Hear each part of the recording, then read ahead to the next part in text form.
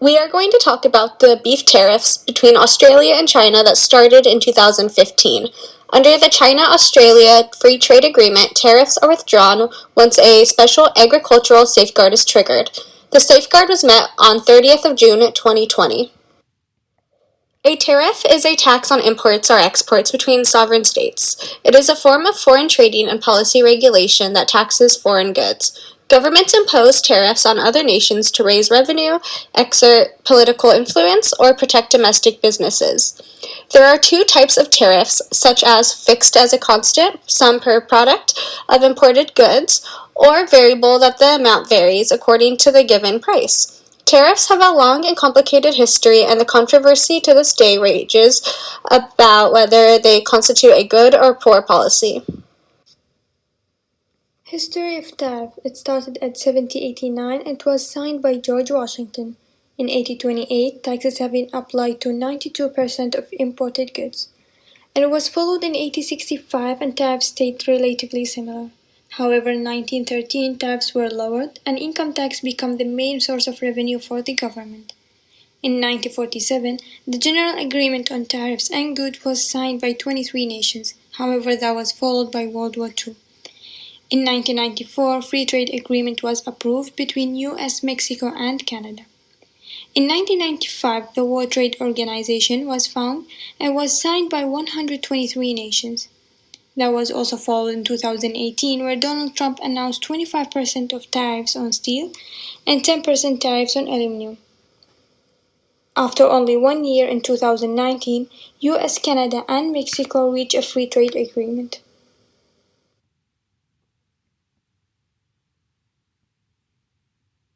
China has increased tariffs on Australian beef imports, and an Australian meat analyst, Simon, says that tariffs from Australia into China will be increased from less than 5% to more than 12% in the end of 2020. Chinese importers have already asked Australian exporters to either renegotiate on the contract that they already have in the system, or in the other instance just focus on cancelling the contract, which as we know is a real no-no in the marketplace. Simon has also stated that the economy in China is currently struggling. However, we're finding low-priced meat or beef production across the borders. The preferential tariff will be reinstated in January 1st in 2021, before it's actually completely removed under the China-Australian Free Trade Agreement in January 1st in 2024. Lastly, the Agriculture Department says that the change in tariffs between Australia and China has nothing to do with any other trade issues that these countries are facing, nor it has been affected by COVID-19.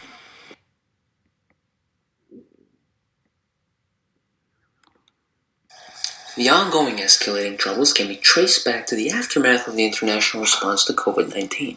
China and Australia locked heads over the response to COVID, and China took it out on Australia in the shape of tariffs. Essentially, to give some context, China's President Xi has tightened censorship concerning any criticism of the Communist Party's handling of policies and extending that to international borders. Any dissenters are met with deep disapproval from Beijing. So the international community, spearheaded by Australian Prime Minister Scott Morrison and US President Donald Trump, took steps in trying to hold China accountable for being the origin of the virus and not revealing its severity earlier on. In fact, Prime Minister Morrison's government pushed for an independent investigation into China's handling of the virus to hold them accountable. China continued to deny these allegations as political maneuvers against Beijing. Soon after, China unloaded 3 suspensions for meat suppliers in Queensland and 1 in New South Wales in May. The stated reason was to hold Australian producers accountable for incorrect labeling and incorrect health certificates. In June, beef tariffs were raised to 12% for the rest of the year for matching the yearly quota of 179,000 tons of beef supplied to China, which even though agreed upon before the pandemic, hurts the meat industry even more. The stats say that the beef industry sold 2.67 billion Australian dollars worth of exports to China. Volatility has damaged the Australian dollar, and cattle farmers will have to contend with selling a major portion of exports somewhere else for less. The lucky country, as it's named, finds itself in a pickle.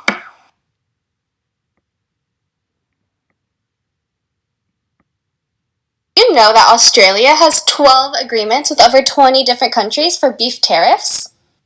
The agreement that I will be talking about is between Australia and Japan. Australia and Japan are natural partners because Japan is the world's third largest economy and Australia is the world's second largest trade partner.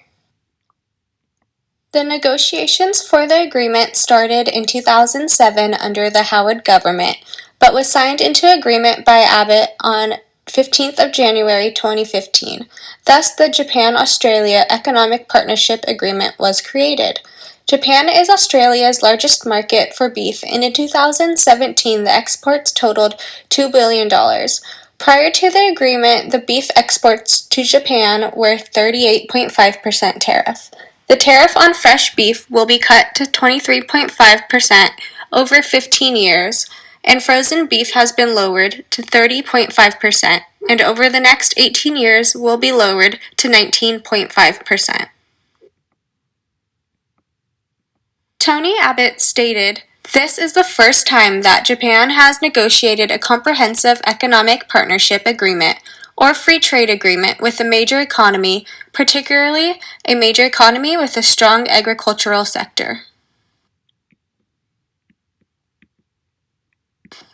The current trade dispute and uncertainty between Australia and China is putting thousands of jobs and several multinational companies at risk. Therefore, several actions should be taken to reduce these threats and possible damages in the economy. China is Australia's biggest trading partner. In fact, the trade Australia does with China is bigger than the trade they do with the next four largest trading partners combined together. Consequently, many business and markets depend on the relationship between these two countries.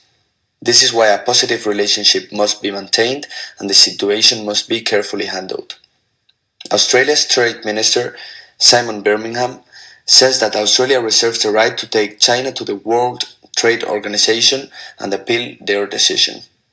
This sounds good in theory. However, these processes can drag on for several years, which is obviously not good for the industry at the moment.